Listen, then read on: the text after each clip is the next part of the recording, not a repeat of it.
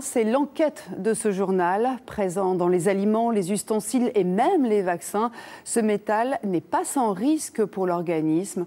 De récentes études montrent qu'il serait à l'origine de syndromes touchant à la fois les muscles et le cerveau. C'est une enquête signée Claudine Gilbert et Yvon Bodin. Dans le cabas de Virginie, pain, fromage, confiserie, crème pour la peau, rien que des produits de consommation courante qui ont tous un point commun. Ils contiennent de l'aluminium. On peut en retrouver dans les farines, dans de nombreux biscuits, des viennoiseries également. On peut en retrouver comme agent d'enrobage dans les bonbons ou les saucisses. On en retrouve également dans les produits laitiers et dans les laits maternels industriels. L'aluminium est autorisé comme additif alimentaire ou comme ingrédient dans les cosmétiques. Mais il peut aussi provenir d'une pollution par l'emballage sans apparaître sur l'étiquette. Dans son enquête, Virginie Bell montre comment ce métal, reconnu officiellement comme toxique pour le système nerveux, a colonisé notre vie quotidienne. On sait que l'aluminium n'a pas de rôle biologique connu, c'est-à-dire qu'il n'a rien à faire dans notre organisme. Et malgré cela, eh bien, on continue de plus en plus en fait, à y être exposé dans notre alimentation, dans l'eau que nous buvons, puisqu'elle est traitée avec du sulfate d'aluminium dans de nombreuses communes en France, encore une fois dans les cosmétiques et dans les médicaments, notamment dans les vaccins, comme adjuvant des vaccins. Monique Marinelli est une victime de l'aluminium.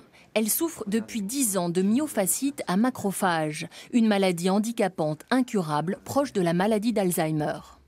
Je téléphone à quelqu'un, je vois son physique, tout ça, mais je ne sais pas qui c'est qui me téléphone. Les patients qui ont une myofasciite à macrophage sont fatigués, ils ont des douleurs musculaires et articulaires, et avec le temps, ils développent des difficultés intellectuelles. Sa maladie est considérée comme un accident du travail. Monique était infirmière, elle a reçu plusieurs injections d'un vaccin contre l'hépatite B contenant de l'aluminium. Et l'hépatite, c'est plus... deux la même année, à 1 mois, puis une autre à 6 mois, et 1 an après, donc ça faisait quand même, je pense, un bon cumul. Mais au départ, on ne s'est pas posé de questions pour se faire vacciner. Moi, j'ai fait vacciner mes enfants. Mais l'interdiction de l'aluminium comme adjuvant n'est pas à l'ordre du jour. Alertée depuis plus de 10 ans, y compris par des publications et des études scientifiques récentes, les autorités de santé ne reconnaissent pas de lien entre ces maladies et l'aluminium des vaccins.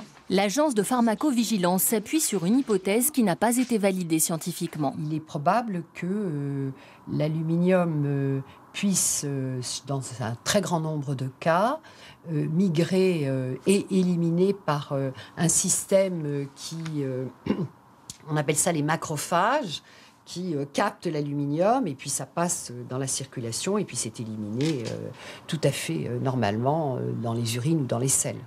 Donc ça, c'est la plupart du temps, c'est comme ça que ça se passe. Et pourtant, ces taches lumineuses au milieu d'un neurone, ce sont des particules d'aluminium plantées dans les profondeurs du cerveau.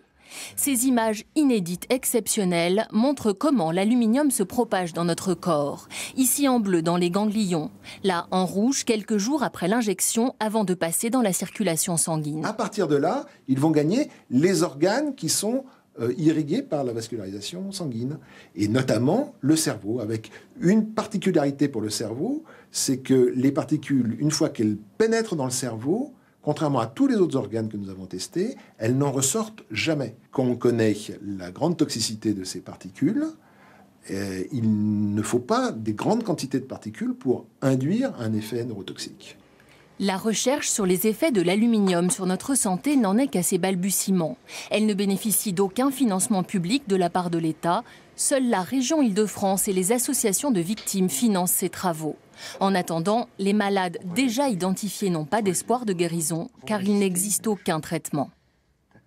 Je suis ministre de la Santé, je viens pour vous dire la vérité. Ils ont un vaccin sûr, ils ont un vaccin testé. Je vous dis la vérité.